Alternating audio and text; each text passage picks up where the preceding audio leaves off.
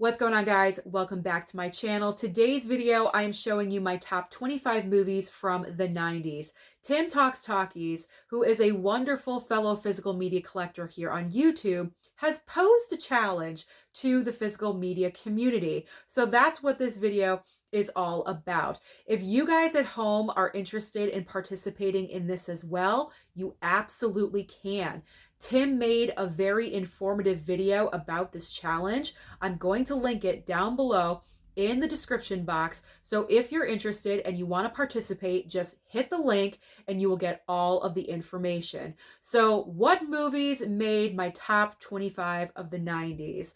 Well, I gotta be honest. I don't have stereotypical answers. I do not answers, but choices. I do have some cheesy Velveeta. I would not be Movies&Sue if I did not have some cheesy Velveeta. But I do have to say, I didn't pull obvious 90s movies. There's no Pulp Fiction in here. There's no Forrest Gump, no Shawshank Redemption. I kind of went a little bit different, but I'm so proud of my list because I think it really encompasses who I am as a person and the movies that I really love to watch. And just to let you know, I am looking over at my list. It's all written out because there are 3 movies on my list that I do not own on physical media at all. And if I didn't have my list, I would be very, very confused. So if I'm looking over, don't mind me. I'm just looking at my list. So let's get started. I'm excited. What landed at 25? We're starting with cheesy Velveeta goodness. It is Buffy the Vampire Slayer.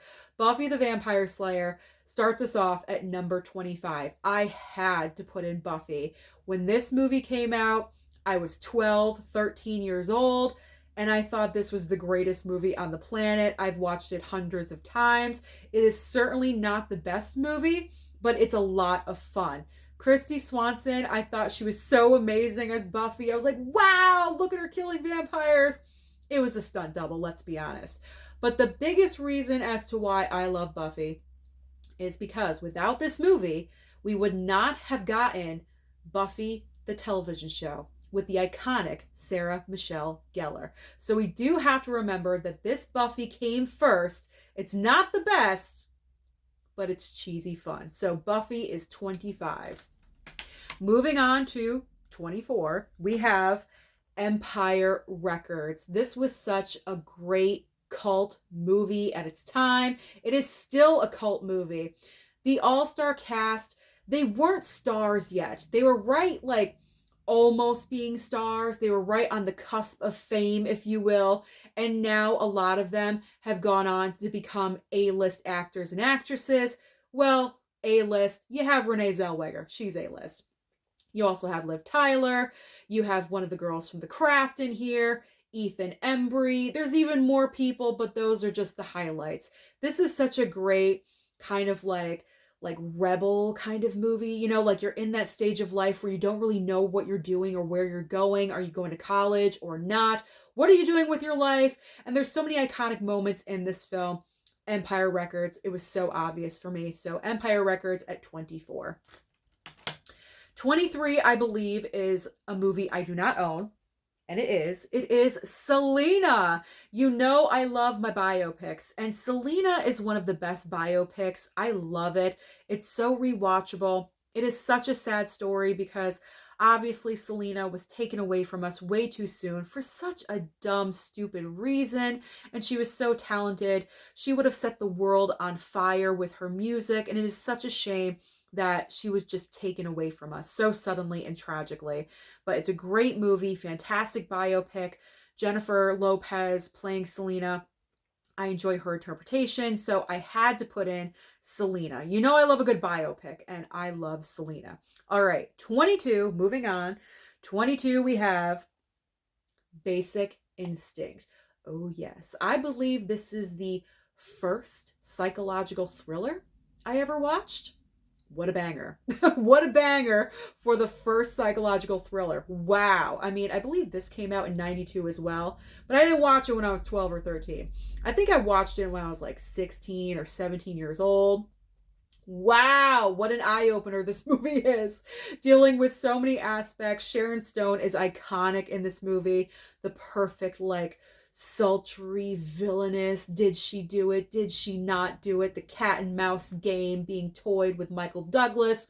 I just love everything about it. It is one of the best psychological thriller movies out there, and it's iconic. It is iconic. And after this movie, let's be honest, a lot of people went out and bought ice picks because did anyone really have an ice pick before this movie? I don't think so. I don't really think so. So Michael Douglas, Sharon Stone, Basic Instinct. Spot 21, as I'm looking just to double check.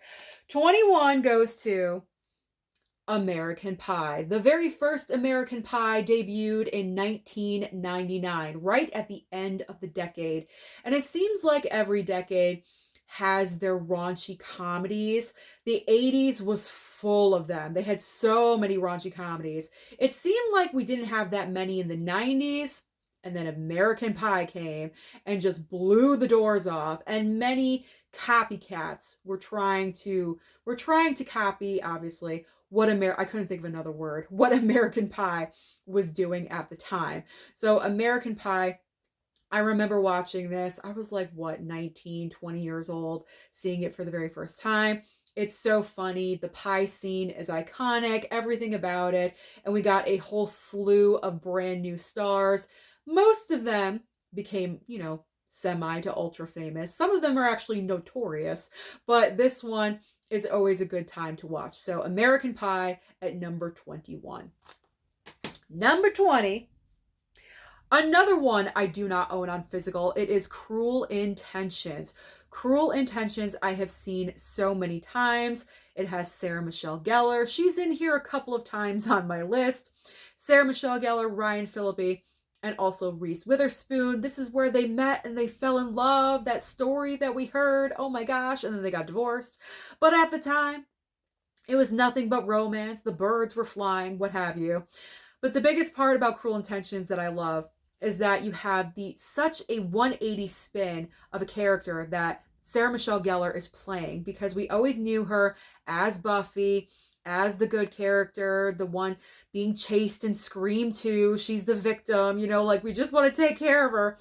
Whereas in Cruel Intentions, she is a stone cold bitch. She is a stone cold bitch. You don't want to mess with her. And when you're watching this movie, you do have to remember they're in high school. They are kids. And the things that they talk about, the topics that they're discussing, wow, we're talking drugs, anal sex, everything. And then, of course, every boy's highlight, the lesbian kiss between Sarah Michelle Gellar and Selma Blair in the park. There's so many aspects of this movie that are just fun. It's just fun to watch. So Cruel Intentions had to make my list at number 20. Okay, moving on. Number 19, we have our first comedy, and I chose Tommy Boy. Tommy Boy was so hilarious. I recently rewatched this because it's been a really long time since I'd seen it, and I wanted to revisit it. So I had Comedy Month here on my channel a few months ago where I was watching nothing but comedy movies, and when I popped in Tommy Boy, oh my gosh, I was laughing from... I don't live on a racetrack, I swear to God. I don't know what's going on. Anyway, I was laughing from my toes with this movie. The entire family, we were cracking up. Now, there is another comedy a little bit higher. The only reason why is because I haven't seen Tommy Boy as much as this other film. But Tommy Boy is funnier than the other movie. So it still made my top 25. Chris Farley, he's one of those actors with his material I could either take or leave. I don't need to see everything that he's been in. I don't think he's funny in everything that he's been in. Like Adam Sandler, like Will Ferrell, same exact thing. But Tommy Boy is definitely Chris Farley's best movie, at least in my opinion. So Tommy Boy at number 19. Number 18 belongs to a romance. We have to have a romance, and I chose Romeo and Juliet with Leo and Claire Danes. Oh my God. Love this movie. Love it so much. On the Lost Girls stream that we had a couple of weeks ago, we were talking about our favorite romantic films from the 80s, 90s, and 2000s. this was definitely on my list. Baz Luhrmann's vision of this movie is just so iconic. I love it. It's told in a modern way. It's understandable. It's more easy to understand what's happening and the dialogue that Shakespeare wrote, because when you're first reading it, you don't know what's going on. It's so confusing. But when you watch this movie, it clarifies everything for you and you think, oh, okay, that was easy. It's easy to understand. That's why I love this movie so much. It's told in a fantastic way. Leo, Claire Danes, as I said, I think they hated each other. They weren't the best co-stars. They had like some friction, but you could not tell on screen in this movie because I thought they had great chemistry. So 18 is Romeo and Juliet. Okay, moving on to 17, obviously, and I'm like lost in my paper over here. 17 is the other comedy I was talking about, which is Wayne's World.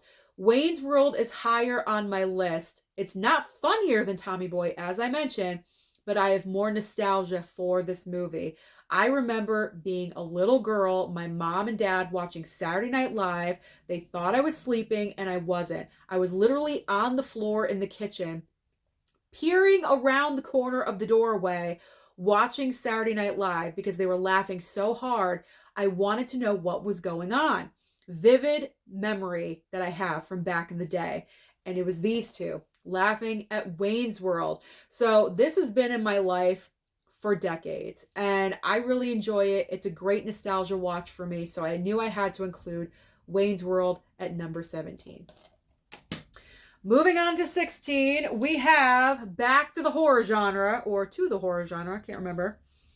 I Know What You Did Last Summer. So here is another Sarah Michelle Gellar reference. I think this is the last one. I Know What You Did Last Summer, written by Kevin Williamson. As we all know, he wrote Scream, and I fell in love with that movie. You guys already know that. So after I saw Scream, anything with Kevin Williamson, I was like, yes, give it to me. I want to know what it is. What is it? What is it? What is it about? He did write this movie. It's not as good as Scream. Funny, because he wrote this movie first before Scream. But anyway, it's not as good, but it's just a fun movie to watch because the circumstances in this film are so outlandish and completely impossible. Like the crabs in the trunk, the body and everything. It's there 1 second and then everything is gone. How did that happen? You know what I mean? Like instances like that just make it fun. I mean, they're completely and totally unbelievable, but aren't most horror movies these days, let's be honest. It's just a fun movie to watch during spooky season. What I really wished was that Sarah Michelle Gellar was the lead character versus Jennifer Love Hewitt, because the way Jennifer Love Hewitt played that character was just so needy and screaming all the time and just like kind of borderline annoying as Julie James. I wish it was SMG. I wish those roles were reversed, but you know what? You can't have everything, right? So I Know What You Did Last Summer. So iconic, so classic, from the 90s at number 16. All right, 15.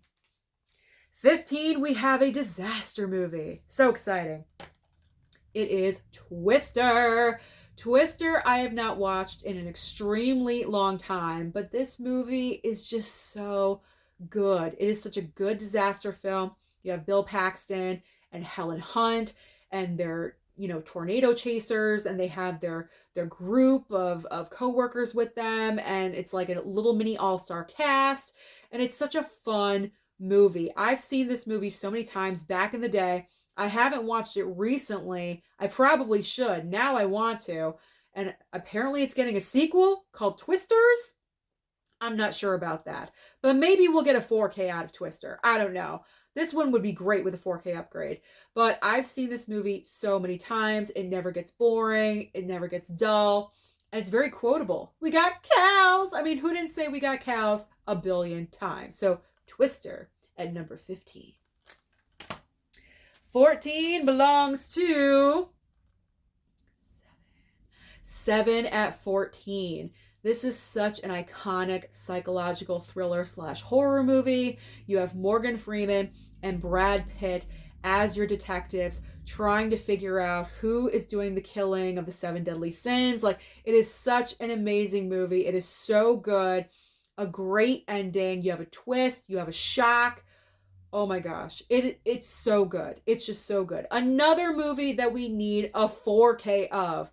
I thought I heard that we're getting it this year. I could be wrong about that, but this movie is so deserving of a 4K upgrade. It's not even funny. One of the best psychological thriller / horror movies out there right now, today, ever on the planet. Number 14 is Seven. 13 is going to go to another romance movie that I actually have to block because it's a triple pack, but it is The Wedding Singer with Adam Sandler and Drew Barrymore. Yes, the movie takes place in the 80s, but this was made in the 90s. This is my favorite Adam Sandler movie. I'm not the biggest fan of Adam Sandler's entire filmography. A lot of movies, I think he's incredibly annoying. I do not like the characters that he plays. He tends to recycle the same character trope again and again and again. Not in this movie. It's a completely different character. Heartbroken, down on his luck, meets Drew Barrymore's character. They're friends and they fall in love. And I just love and adore this film so much. When I was thinking about this list, this movie immediately popped into my brain because I love The Wedding Singer at number 13. Let's move on to 12. Back to action. We got some Speed. Speed with Keanu Reeves and Sandra Bullock. I think this was the first time I fell in love with Keanu Reeves. It's really the first movie I remember him in, believe it or not. I would think I was kind of too young. Well, I don't know. When did Bill and Ted come out? I can't even remember. But Bill and Ted wasn't my thing when I was younger. But when Speed came out and I saw it for the very first time, I was like, oh my God, who is the lead character? He is so gorgeous. So that just like really stands out in my brain. But besides that, it's a great action movie. Such a great original concept. Like, you're on a bus. If you go above 55, the bus is going to explode. I mean, or below 55, sorry. If the bus goes below 55, it's going to explode. Brilliant. Absolutely brilliant. Such fun. The 90s put out such great action movies at that time. You're going to see some more later on.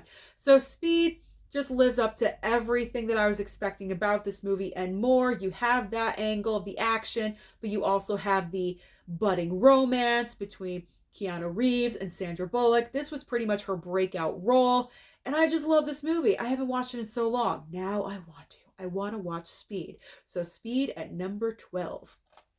12, right? Yeah. Yes. All right. We are almost at the top 10, but before we do that, it's number 11. So number 11 goes to The Lion King. How can I not put The Lion King in here? How can anyone not put The Lion King in here? It is such a good, it's the best Disney movie. It's my favorite Disney movie. This is the original Lion King, obviously, not the live action Lion King, because this is from 1994. I was about 14 years old, and I still get very upset every single time with Mufasa. But what's brilliant about this movie, and with Disney in general, when they have to shift gears per se, when you're super sad with a moment like Mufasa dying, and then you have Timon and Pumbaa being introduced, the comedic relief, then you're happy again. But for some reason, with The Lion King, it's just so much better than other movies to me. I'm not really sure why, but this movie is just so iconic to me. Like I said, it's my favorite Disney animated feature. I absolutely love it. And the songs are great. The songs are phenomenal. I remember just buying the soundtrack, not even with words, just a regular audio soundtrack. And I loved it. It is just so awesome, so good. I remember playing it in my room all day long. So The Lion King, I cannot talk. It's been a long day. The Lion King definitely had to make the list at number 11. There we go. The mouth does not want to work sometimes. You already know this. I completely apologize. Okay, moving into the top 10. The top 10 90s movies. And I believe number 10, I do not own. So coming in at number 10, and I know mid-level media is going to be so happy it's on my list, especially at number 10. It is Don't Tell Mom, the Babysitter's Dead. I have seen this movie so many times. This was right when I was growing up as a teenager, getting into that phase of, that phase of my life. And Christina Applegate is so brilliant in this movie. She's so young, but you could tell she knows how, like, her comedic chops are there. She knows exactly what to do, how to get the laughs out of you. The entire circumstance is completely ridiculous, but that's what makes it absolutely amazing and fun. So how could I not put Don't Tell Mom, the Babysitter's Dead on my top 25 list of the 90s? So that is at number 10. Let's move on now to number 9. Number 9 I chose pretty much because of one performance in the movie, and it's Batman Returns. Batman Returns made my list, and I'm going to spin it around because she's on the back right here. Michelle Pfeiffer as Catwoman. The reason why I picked this, I do enjoy the movie, don't get me wrong. There are mistakes here and there. However, I will say, this is one of the Batman movies that really does work when you have multiple villains in the same film. So Catwoman and Penguin, they worked well together. But Michelle Pfeiffer's performance as Catwoman is so good. It is so iconic to me. She is perfect perfect casting in this role. She looks like a cat. It's amazing. And let me tell you, in my opinion, there has not been another actress that has been able to live up to what she has done in this movie. Yes, you don't necessarily want a true copycat, no pun intended again, of Michelle Pfeiffer's performance, but hers is the best. To me, it is the best. It's the one I grew up with, and I just think it's great.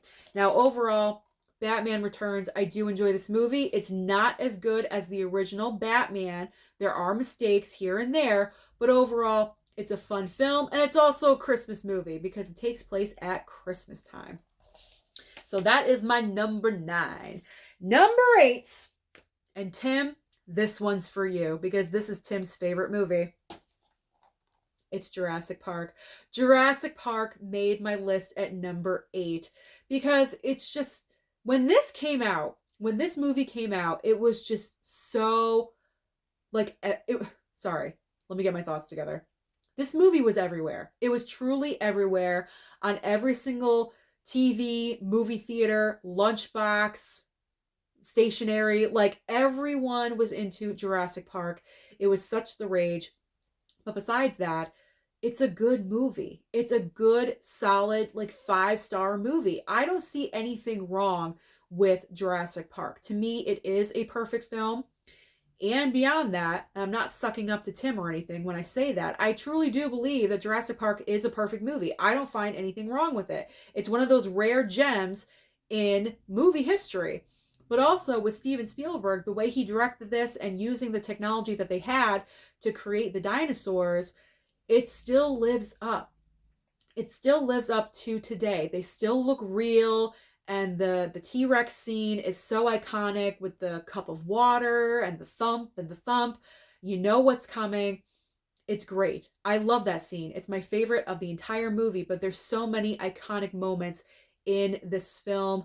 I just wish the rest of the franchise could have lived up to this one perfect movie, but that's asking too much. So let's move on. Let's move on next to, where am I at? Number 7, I am putting Reservoir Dogs. Because if I'm not putting Pulp Fiction on my list, I figure I would make it up to you guys and put at least one Quentin Tarantino movie on my list with Reservoir Dogs. It's my personal favorite Quentin Tarantino movie, so that is the reason why it's on my list. Pulp Fiction, I've only watched 2 times in my life. I've seen Reservoir Dogs many more times than that. So that is the reason why it's higher on why it's even on the list, and Pulp Fiction is not. But also with Pulp Fiction, I didn't really care for it. I thought it was overrated the first time I watched it. The second time I watched it, I enjoyed it more, but it's nothing compared to Reservoir Dogs. Reservoir Dogs to me, again, the speech, I'm sorry. But I'm almost done. I'm not re-recording this all over again. Strike that, reverse it. So anyway, Reservoir Dogs on the list. Pulp Fiction is not. Let's just move on. Let's just move on because it's just comedic at this point. All right, so number 6. Very excited. We're almost in the top 5. All right, number 6, I am putting Misery. Misery is so good. Stephen King has had many adaptations from his books to the silver screen, but in my opinion, Misery is one of the best adaptations. It's so good. The way it's shot, the performances. You have James Caan and Kathy frickin' Bates. Kathy Bates. If that casting was wrong, this movie would not have worked. Kathy Bates was perfect casting as Annie Wilkes. She is so psychotic, playing multiple personalities at the same time.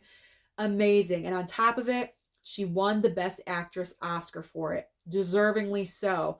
And as we know, when it comes to Academy Awards, they don't like to acknowledge horror movies or psychological things like that.